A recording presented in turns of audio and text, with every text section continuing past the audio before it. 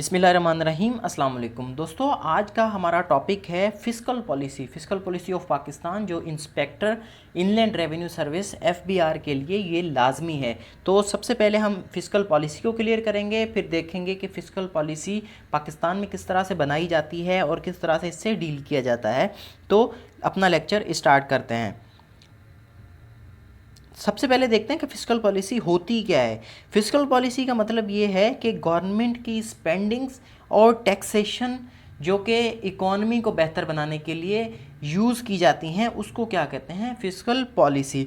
Simply अगर देखें तो ये एक फ़िस्कल पॉलिसी एस्टिमेट होता है कि कितनी हमने टैक्सेशन करनी है, टैक्स कितना कलेक्ट करना है, ठीक है, और उसको किस तरह से स्पेंड करना है, यानी उसको किस तरह से खर्च करना है। दो ही चीज़ें होती हैं, ठीक है। और इसको कौन करता है? गवर्नमेंट करती है, ठीक है। जो फाइनेंस मिनिस्टर होता है वो इसको देखता है, सही है। तो इसमें दो चीज़ें हैं, जैसे नीचे हमने देखा कि टैक्सेशन और स्पेंडिंग्स, उसको मिला के क्या कहते हैं, एक साउंड इकोनॉमी बनाना। ये होता है मकसद फ़िस्कल पॉलिसी का। फ़िस्कल पॉलिसी की अगर टाइप्स देखें तो दो तरह की टाइप्स होती हैं। एक होती है एक्सपांशनरी फ़िस्कल पॉलिसी, दूसरी होती है कॉन्ट्रैक्शनरी फ़िस्कल पॉलिसी। नाम से ही पता चल रहा है, एक्सपांशन का मतलब ये होता है कि इकोनॉमी को बूस्ट करना, इसका मकसद ये होता है, ठीक है। और ये कब यूज़ होती है? जब किसी भी मुल्क में हाई एम्प्लॉयमेंट, अनएम्प्लॉयमेंट यानी बेरोज़गारी बहुत ज़्यादा हो, और रिसेशन हो यानी इकोनॉमिक डेवलपमेंट ना हो, जिस तरह से अभी पाकिस्तान की सिचुएशन है।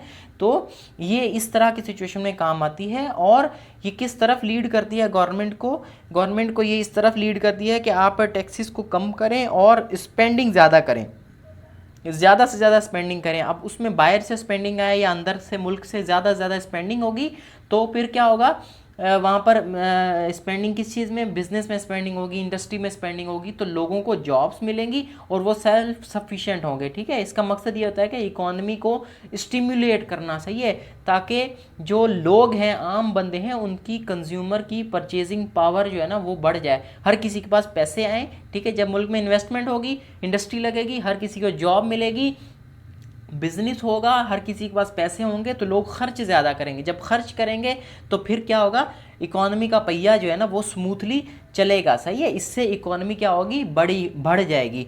फिर क्या सेकंड में है कि कॉन्ट्रैक्शनरी किस तरह से होती है कि इसका मकसद ये होता है कि इकोनॉमी को स्लो करना, सही है। इकोनॉमी को स्लो कब करते हैं? जबकि मुल्क में इन्फ्लेशन बहुत ज़्यादा हो जाती है, सही है, यानी महंगाई बहुत ज़्यादा हो जाती है, सही है। लोगों के पास पैसा ज़्यादा होता है, चीज़ें कम होती हैं, ठीक है। तो उस वक्त क्या होता है, महंगाई बहुत ज़्यादा हो जाती है। तो उसको कम करने के लिए कॉन्ट्रैक्ट करते हैं इकोनॉमी को, और इससे क्या होता है, इससे टैक्सेस ज़्यादा कर देते हैं, ठीक है। ज़्यादा से ज़्यादा टैक्स लगाए जाते हैं ताकि जो है ना वो इन्फ्लेशन वो कंट्रोल में आए, लोग जो है ना वो चीज़ों को, जो फजूल चीज़ें हैं वो ज़्यादा ना ख़रीदें, और स्पेंडिंग जो है ना उसको कम करने की कोशिश की जाती है। जिस तरह से हमने लग्जरी आइटम्स पे भी देखा कि पाकिस्तान में इंपोर्ट्स बहुत ज़्यादा हो रही थी, लोग बहुत ज़्यादा चीज़ें इंपोर्ट कर रहे थे, सही है। तो इन्होंने क्या किया, इंपोर्ट के ऊपर टैक्सेशन की ताकि लोग कम से कम करें, ठीक है।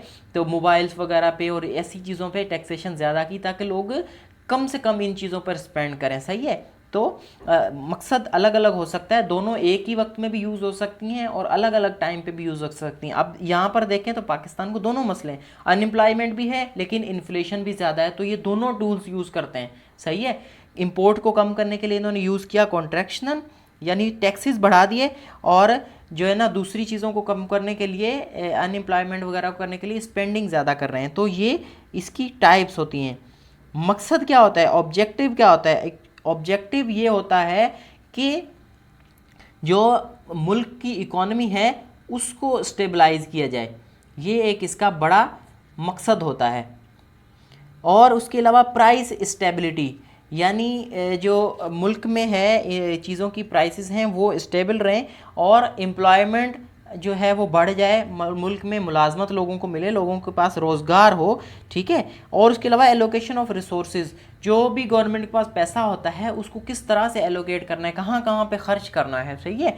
ये एक फिस्कल पॉलिसी का मकसद होता है, ऑब्जेक्टिव होता है। इनकरेजिंग इन्वेस्टमेंट यानी मुल्क में पैसा आए, बाहर से आए या अंदर के लोग खर्च करें, ठीक है। जितना पैसे की रोलिंग होगी, पैसे की जो है ना वो इन्वेस्टमेंट होगी, उतना ज़्यादा इकोनॉमी जो है ना वो फैलेगी, फूलेगी और उसमें स्ट्रॉन्ग होगी। सही है। अगर पैसा लोग दबा के रखेंगे फिर क्या होगा, फिर ये होगा कि इकोनॉमी जो है ना रुक जाएगी। अभी जिस तरह से एफबीआर के रूल्स जो है सख्त हुए, नैब ने लोगों के ऊपर जो है ना टैक्स जो है ना केसेस बनाना शुरू किए, तो लोगों ने क्या किया, अपना पैसा रोक दिया, कोई भी इन्वेस्ट नहीं कर रहा था। हमने देखा कि हमारा रियल इस्टेट सेक्टर किस तरह से, ये जो कंस्ट्रक्शन सेक्टर है या जो प्लॉट्स वगैरह हैं उस तरह किस तरह से वो रुक गए। ठीक है, वो क्या हुआ, लोगों ने इन्वेस्ट करना छोड़ दिया क्योंकि एफबीआर के, स्टेट बैंक के रूल्स बड़े सख्त थे। तो इसलिए लोगों को खतरा था कि हमारे ऊपर जो है ना, क्योंकि जो है ना ब्लैक मनी तो होती है, उस तरह उसको छुपाने के लिए और उसको जो है ना बचने के लिए लोग क्या करते हैं, स्पेंडिंग को रोक देते हैं, इन्वेस्टमेंट करना रोक देते हैं। तो उससे क्या होगा, इकोनॉमी हमने देखा किस तरह से हमारी रुक गई थी।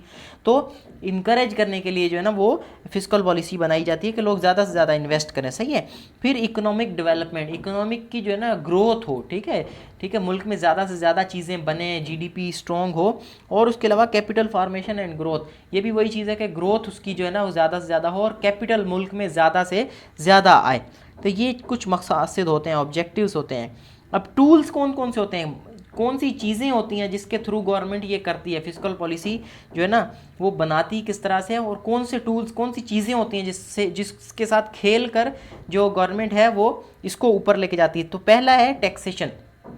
टैक्सेशन जो है ना वो है फंड्स जो किसकी, डायरेक्ट और इनडायरेक्ट टैक्सेस की फॉर्म में फंड्स कलेक्ट किए जाते हैं, कैपिटल गेंस, ठीक है, टैक्सेस जो होते हैं इन्वेस्टमेंट से वो लिए जाते हैं, ताकि क्या हो, गवर्नमेंट जो है ना फंक्शन करती रहे प्रॉपरली, जो है ना उसका पहिया चलता रहे। सही है। इस तरह से फंड्स हमारे पास आते हैं। ठीक है, यानी अगर हमने स्पेंड करना है तो हमें पैसा भी तो चाहिए ना, पैसा कहाँ से आएगा, टैक्सेस से। ठीक है, और फिर टैक्सेस क्या करते हैं, वो कंज्यूमर की जो इनकम है, जो आम आदमी है उसकी इनकम को अफेक्ट करते हैं। ठीक है, और फिर उसको चेंज करते हैं किसमें, कंजम्पशन में। ठीक है, और फिर उससे अलावा जो है ना कंजप्शन जब ज़्यादा होती है, यानी लोगों के पास अगर पैसा आएगा फिर वो कंज्यूम भी ज़्यादा करेंगे, ज़्यादा से ज़्यादा चीज़ें खरीदेंगे, और जो है ना वो बिज़नेस अच्छा होगा और मुल्क की जीडीपी जो है ना वो ग्रो करेगी। फिर है जो है वो स्पेंडिंग। अगर पैसा आ गया, अब उसको स्पेंड किस तरह से करना है। स्पेंडिंग में क्या होता है, जिस तरह से हमारे पास वेलफेयर प्रोग्राम्स होते हैं, गवर्नमेंट जो है ना बोल दे ठीक है भाई, हम जो आम आदमी गरीब की फलाह बहबूद के लिए काम करेंगे, वहाँ पर स्पेंडिंग होगी, यानी हेल्थ वगैरह में, एजुकेशन में खर्च करते हैं। ठीक है, उसके अलावा गवर्नमेंट सैलरीज़, ठीक, सैलरीज़ जो है ना वो इंक्रीज़ करते हैं गवर्नमेंट मुलाजमों की, उससे क्या होगा, उससे फिर वो डायरेक्ट टैक्स उसकी उसमें से काटेंगे। ठीक है, उसकी जब परचेजिंग पावर अच्छी होगी तो फिर दोबारा टैक्सेशन उसमें से आएगी। ठीक है, उसके अलावा सब्सिडीज़ देते हैं, मतलब कि गवर्नमेंट इंकरेज करती है एक्सपोर्टर्स को या फिर जो है वो लोकल मैन्युफैक्चरर को, भाई ठीक है आप ये चीज़ 50 की जगह 40 रुपये की बेचें, 10 रुपये हम आपको देंगे। तो इस तरह से क्या है वो उस पर खर्च करती है ताकि वो ज़्यादा से ज़्यादा बेचता रहे और मुल्क में जो है ना वो ज़्यादा से ज़्यादा चीज़ें बनती रहें और वो कंज्यूम भी होती रहे, कंज्यूमर को भी उतना महंगा ना पड़े। सही है, कंज्यूमर को 50 रुपये ख़रीदना मुश्किल है, 40 रुपये आम ग्राहक को ख़रीदना आसान है, 10 रुपये उसके ऊपर सब्सिडी दे देती है गवर्नमेंट अपनी तरफ से उसको जो बेच रहा है। सही है, तो उसके 50 रुपये पूरे हो जाते हैं। इसके अलावा इंफ्रास्ट्रक्चर पे, यानी रोड्स वगैरह, बिल्डिंग्स वगैरह डेवलप करने के लिए, बनाने के लिए, उस पर खर्च करती है। ठीक है, तो रोड, सिर्फ रोड ही नहीं है, बाकी चीज़ें भी हैं, जिस तरह से बिल्डिंग्स हैं, किसी भी गांव में स्कूल बनाना है, वहाँ पर हेल्थ का सेंटर बनाना है, तो उसके ऊपर खर्च करती है। ठीक है, अब गवर्नमेंट स्पेंडिंग से क्या होता है, उसमें एक पावर होती है कि वो रियल जीडीपी को जो है ना वो बढ़ा सकती है या कम कर सकती है। तो इस स्पेंडिंग से यही होता है कि जीडीपी इंक्रीज होती है। ठीक है, तो इसलिए ये एक फिस्कल पॉलिसी का टूल है जिसको यूज़ करके जो है वो इकोनॉमी को कॉन्ट्रैक्ट या जो है ना वो एक्सपांड किया जा सकता है। अब कैसे होता, कैसे है ये वर्क कैसे करती है, ठीक है, वो तो बता दिया कि टैक्सेशन और स्पेंडिंग होती है। फिर क्या होता है, फिर मॉनिटरी पॉलिसी बनती है। सही है, ये और दो चीज़ें होती हैं, मॉनिटरी पॉलिसी और फिस्कल पॉलिसी। सही है, फिस्कल पॉलिसी तो गवर्नमेंट के अंडर में होती है, मॉनिटरी पॉलिसी कौन सेट करता है, ये सेट करता है सेंट्रल बैंक। सही है, जैसे स्टेट बैंक है हमारे पास, फिर वो क्या करता है, खेलता है, इंटरेस्ट रेट को कभी कम कर देता है, कभी ज़्यादा कर देता है, और बैंक रिजर्व्स जो है ना वो बचा के रखता है कि यानी उनके पास पैसा कितना है। ये नहीं हो बैंक बिल्कुल जो है ना वो अकाउंट खाली हो जाए तो फिर हमने चीज़ें कहाँ से ख़रीदनी है बाहर की। जैसे अभी हमने देखा था हमारे पास जो है ना फॉरेन एक्सचेंज का मसला आ गया था, बहुत ज़्यादा डॉलर हमारे पास था ही नहीं। ठीक है, हम फिर फिर हम लोन लेते हैं। जब डॉलर नहीं होता तो बाहर से चीज़ें हम कैसे खरीदेंगे, फिर हम उसको ख़रीदने के लिए लोन्स लेते हैं IMF से, वर्ल्ड बैंक से। तो ये मसले होते हैं। तो मॉनेटरी पॉलिसी जो है ना वो सेंट्रल बैंक यानी स्टेट बैंक ऑफ पाकिस्तान जैसे हमारे पास है या बहुत से मुल्कों में होते हैं, तो हर मुल्क में ही होता है। तो उस तरह से फिर वो क्या करता है, purchase and sale of government securities, government की जो सिक्योरिटीज़ होती हैं, ठीक है, वो उनकी ख़रीदो फ़रोख्त में जो है ना वो करता है। जैसे ट्रेजरी बिल्स हो जाते हैं और इस तरह से चीज़ें होती हैं, उनको ख़रीदो फ़रोख्त उनकी जो है ना वो आगे पीछे करता है। और इसके अलावा फॉरेन एक्सचेंज के साथ वो डील करता है। मॉनेटरी पॉलिसी ये है, सही है। इससे क्या होता है, अगर रिज़र्व में पैसे पड़े हुए हैं, सही है, और इंटरेस्ट रेट जो है ना वो बिल्कुल अच्छा है, तो बाहर से लोग बहुत ज़्यादा उसमें आते हैं, मुल्क में आते हैं, स्पेंडिंग होती है, सही है। अगर इंटरेस्ट रेट ज़्यादा है मुल्क में, ठीक है, तो बाहर से जो है ना वो इन्वेस्टमेंट बहुत ज़्यादा कम आती है, सही है। फिर वो लोग कहाँ इन्वेस्ट करते हैं, जहाँ पे इंटरेस्ट रेट कम होता है, वहाँ जाके वो अपना पैसा लगा देते हैं, सही है। तो ये चीज़ें हैं। फिर फिस्कल पॉलिसी जैसे हमने बता दिया कि फिस्कल पॉलिसी के साथ तो खेलती ही कौन, जो है ना वो गवर्नमेंट है। तो ये एक इशू है। इसके अलावा गवर्नमेंट क्या करती है, उसको टैक्सेशन के लेवल्स को आगे पीछे करती है, सही है, और उसके अलावा स्पेंडिंग्स को देखती है, ठीक है, और उसके अलावा बोरोइंग्स वगैरह किस तरह से करनी है, कहाँ से करनी है, वो जो है ना वो गवर्नमेंट देखती है। Who sets fiscal policy, fiscal policy central government बनाती है, सही है। सूबे भी जो है ना उसके फाइनेंस मिनिस्टर भी अपने हिसाब से बनाते हैं, लेकिन मेन जो फिस्कल पॉलिसी होती है जैसे पाकिस्तान की है, तो फाइनेंस मिनिस्टर जो कंट्री का होता है वो उसको डिवाइस करता है, यानी सेंट्रल गवर्नमेंट, फेडरल गवर्नमेंट उसको डिवाइस करती है, बनाती है। इंपॉर्टेंस क्या है फिस्कल पॉलिसी की, इंपॉर्टेंस फिस्कल पॉलिसी की ये है कि it mobilises resources for finance project, ठीक है। इंपॉर्टेंस जैसे मैंने पहले बताया कि टैक्सेस आते हैं, सही है, टैक्सेस हमारे पास कलेक्ट होते हैं, ठीक है। फिर वो कहाँ इन्वेस्ट होते हैं, वो development activities like expenditure on railway या दूसरे इंफ्रास्ट्रक्चर, और उसके अलावा भी जो डेवलपमेंट होती है मुल्क में उसके ऊपर खर्च करने के लिए हमारे पास फिस्कल पॉलिसी से ही पैसा आता है। उसके अलावा जो दूसरी हैं non development activities like subsidies दे दी, सैलरीज दे बढ़ा दी, पेंशन वगैरह दे दी, UBI वगैरह, और उसके अलावा आम आदमी की, कंज्यूमर की जो परचेजिंग पावर पैरिटी है उसको बढ़ाने के लिए ये फिस्कल पॉलिसी यूज़ होती है। उसके अलावा it minimise income and wealth inequalities. अब क्या करती है फिस्कल पॉलिसी में, वेल्थ और इनकम इनइक्वालिटी यानी जो उसमें इम्तियाज़ होता है उसको ख़त्म करती है। यानी कुछ लोग अमीर से अमीर होते जा रहे हैं, कुछ लोग जो सिर्फ वो गरीब ही रहते हैं, उसमें फ़र्क को कम करने की कोशिश करती है, सही है।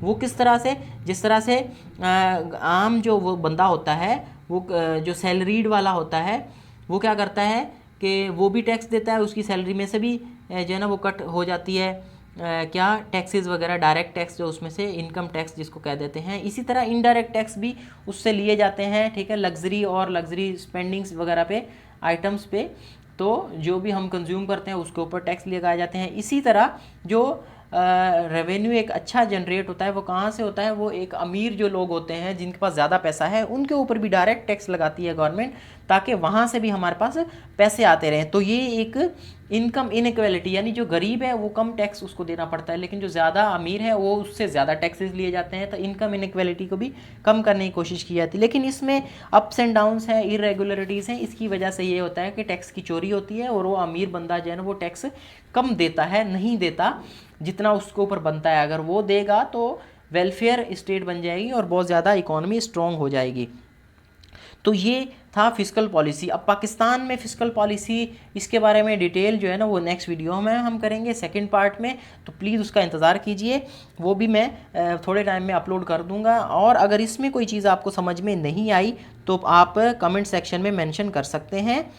और अगर तो ये वीडियो आपको पसंद आई है तो प्लीज़ इसे लाइक करें और इसे दोस्तों तक शेयर करें। अगर आपने हमारा चैनल सब्सक्राइब नहीं किया तो उसको भी करें। Thank you.